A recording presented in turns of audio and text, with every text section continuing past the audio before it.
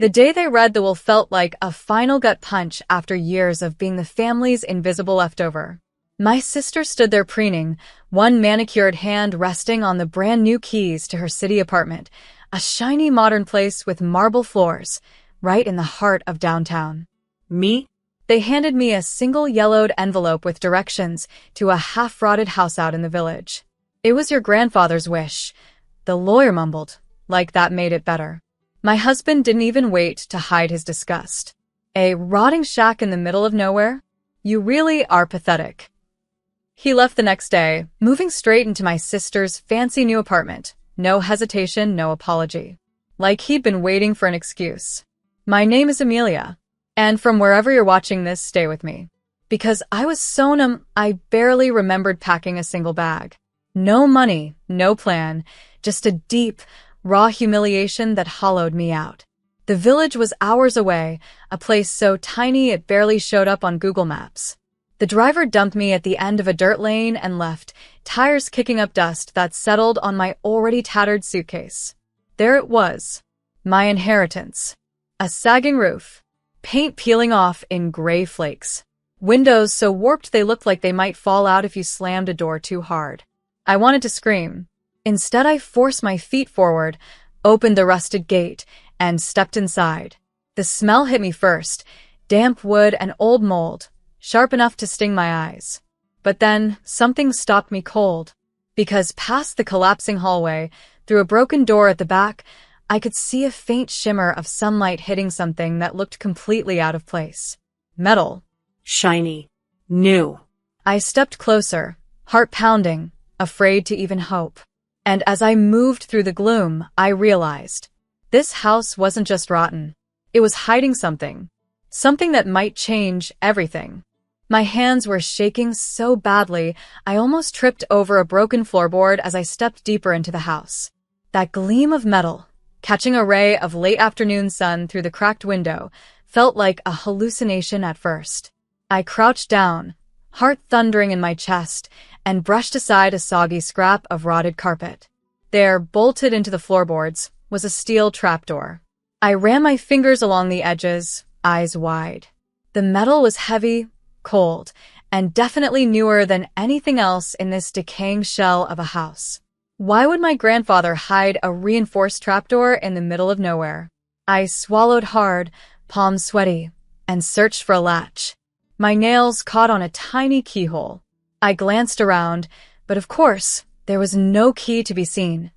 Only the echo of my sister's delighted laughter from that day, replaying in my head like poison. She got the marble floors. I got this. But somehow, I felt a flicker of hope. I stood, moving through the house, ignoring the spiderwebs and the mildew, rifling through every old drawer, every dusty shelf.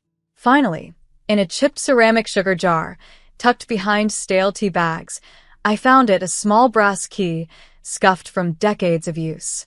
My hands trembled as I carried it back to the trapdoor. It clicked perfectly into place. I took a breath, bracing myself for rats, or worse. Then I pulled. The trapdoor opened on surprisingly well-oiled hinges, revealing a staircase that descended into the dark, cut from solid stone. A cold breeze wafted up, carrying the faintest scent of earth and something metallic. I grabbed my phone, switched on the flashlight, and forced my legs to carry me down. Each step echoed like a drumbeat in my skull, the silence so complete it made my ears ring. At the bottom, I nearly dropped the phone. Metal filing cabinets. Dozens of them, all arranged in perfect rows, labeled with my grandfather's neat, old-fashioned handwriting. And in the middle, a steel safe so enormous it looked like it belonged in a bank vault. I stepped closer, knees weak. What the hell had Grandpa been hiding? And why leave it for me? My phone buzzed in my pocket, jolting me out of my shock, a text from my husband. Don't come crawling back. You'll never be more than a loser. I almost laughed, a wild, shaky sound in the dark, because something told me the only loser here was about to be him. I stood there in the silent, cold cellar, the steel safe staring me down like some ancient secret waiting to be unwrapped. My mind was racing, trying to piece it together. Grandpa had always been quiet, a man who kept to himself and never showed off. We all thought he was barely getting by. The entire family pitied him. Even I believed those stories. But now, seeing a vault so massive it probably weighed more than the rotting house above, I wondered if we'd all been fools. The safe had a dial lock, thick with dust, numbers etched deep. I wiped it clean with my sleeve, fighting back tears, breathing hard. Was there a code? A clue? I dug back through my memories, every awkward family dinner, every awkward, stumbling story Grandpa used to tell. You always have to look deeper, Amelia. His voice echoed in my head. I knelt down, scanning the labels on the metal filing cabinets. Land grants, 1948. Mineral rights, 1961. Deeds. Titles. What was this? Every single file drawer felt heavier than gold itself. My pulse kicked up a notch. Land rights? Mineral rights? I opened one drawer and gasped. Stacks of neatly filed certificates, stamped and notarized, listing land plots that stretched for miles around this village. Oil lease contracts. Agreements with huge companies I'd only heard about on TV. It didn't make sense. Grandpa was supposed to be poor. Was this why he left the house to me? Like a final puzzle only I could solve. I turned back to the safe, heart pounding so hard it hurt. Maybe the combination was something personal. I closed my eyes, trying to remember his birthday, that date etched on the family calendar every year because nobody else remembered to celebrate it. I dialed it in, numbers scraping under my fingers. Click. The safe hissed slightly as it unlocked, and I had to brace myself against the stone wall to keep from collapsing. Inside, stacked nearly to the top, were rows of cash bundles. $100 bills. Stacks of them. And on top, an envelope with my name written in Grandpa's shaky, perfect script. My vision blurred as I tore it open. They will never value you, Amelia.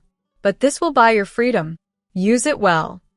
I sank to my knees on the stone floor, clutching the letter, tears spilling hot and silent. My sister could keep the city apartment. My cheating husband could rot there with her. Because I had just inherited my own empire. I stayed down there for what felt like hours, just letting the truth sink in. Stacks of cash. Filing cabinets packed with deeds and land rights worth more than I could even calculate. A letter in my grandfather's fragile handwriting telling me to take my freedom and run. It was like waking up from a nightmare and realizing you'd been sleeping on gold the entire time. I climbed back up the stone steps, letter clutched so tightly my knuckles went white. When I stepped back into the creaking, rotten house, I saw it differently. It wasn't a prison. It was a fortress. My fortress. A grin crept onto my face, sharp and almost feral. They had all called me the loser. The one who got left behind. The one they could mock while they toasted champagne in a glass-walled city apartment. But they didn't even know I was about to rewrite every part of my story. My phone buzzed again, my husband. You'll never make it on your own, Amelia. Be smart. Come apologize. I nearly threw the phone across the room, but then a better idea bloomed in my mind. I texted back. No thanks. Enjoy the view.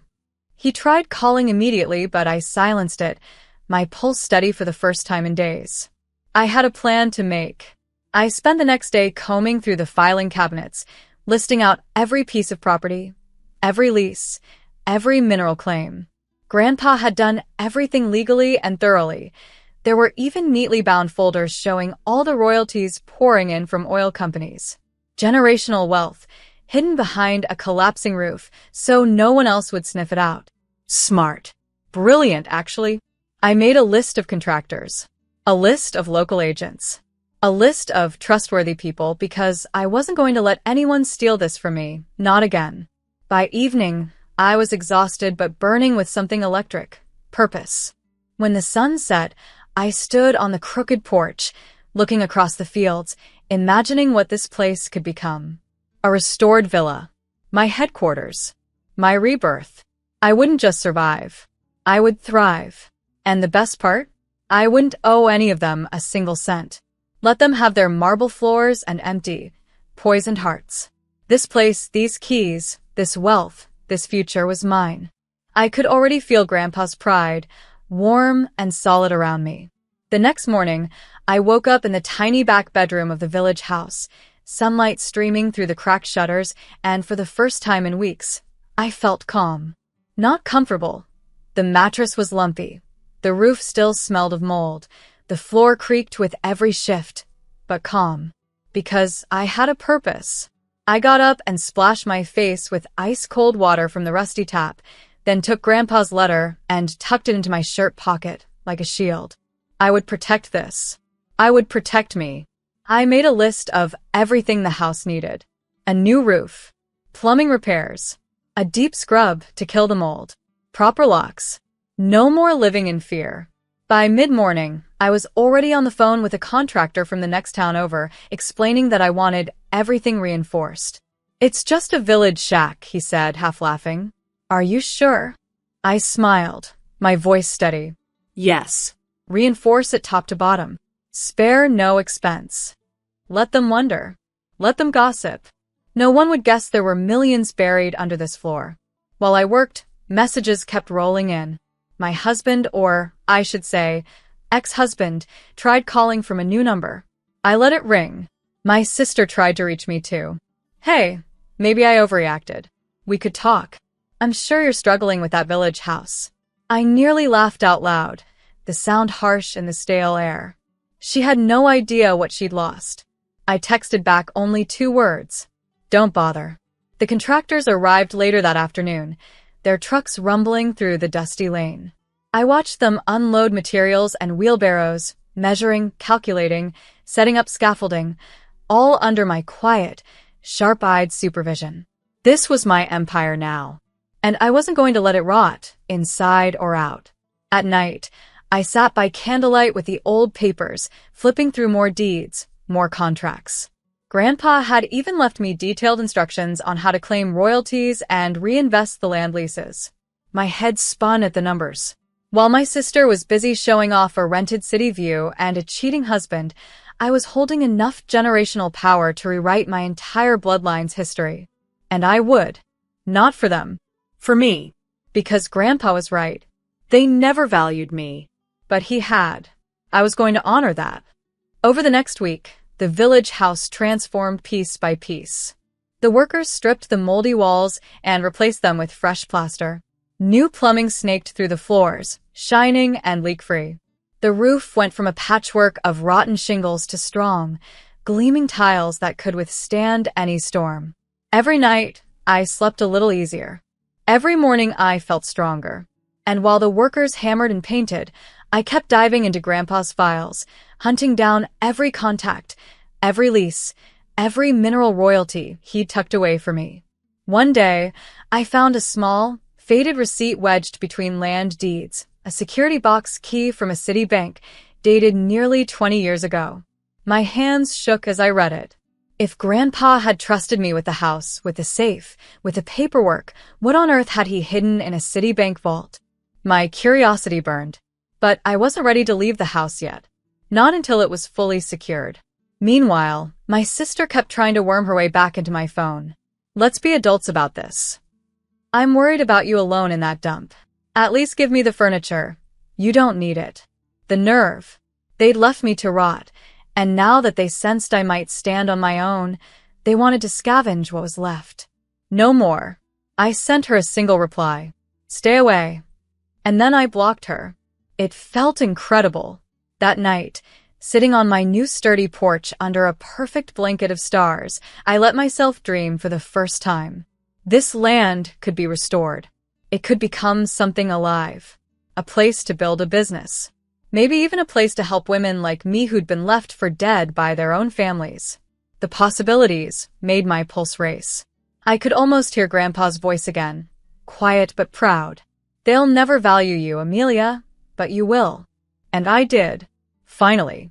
So while my sister polished her apartment floors and paraded my ex-husband around like a prize, I was laying the first bricks of my own legacy.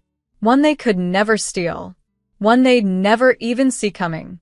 By the end of the second week, the transformation was nearly complete. The contractors stepped back, admiring their own work.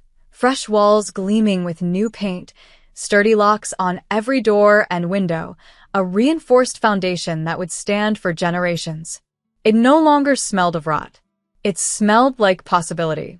I paid them in cash from one of Grandpa's neatly stacked envelopes, watching their eyes widen just slightly before they politely thanked me. No banks. No one snooping in my business. Mine. All mine. That night, I finally felt ready to see what the city safety box held. I took the old receipt, packed a simple bag, locked every reinforced door behind me, and headed into the city, a place I hadn't set foot in since the reading of the will. Stepping off the bus, I felt a cold thrill of purpose. I wasn't the woman who'd been laughed out of the lawyer's office anymore. When I walked into the bank, the manager gave me a suspicious look until I showed him the key. He typed in the box number, checked my ID, and then nodded, eyes flicking up in surprise. Right this way, ma'am. The vault was silent, chilly, and smelled of steel.